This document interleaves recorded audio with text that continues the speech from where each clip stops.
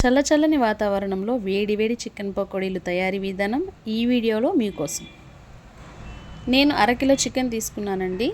దానిలో 2 స్పూన్ల శనగపిండి, 2 స్పూన్ల కార్న్ఫ్లోర్, అలాగే 2 స్పూన్ల కారం, చిటికెడు పసుపు, అర స్పూన్ జీలకర్ర పొడి, అర స్పూన్ ధనియాల పొడి, అర స్పూన్ గరం మసాలా. ఇప్పుడు వీటన్నిటిని కూడా బాగా కలుపుకోవాలండి. అలాగే ఇందులో రుచికి సరిపడా ఉప్పు కూడా వేసుకుందాం. అందులోనే అల్లం వెల్లుల్లి పేస్ట్ కూడా వేసుకుని బాగా కలుపుకోవాలి.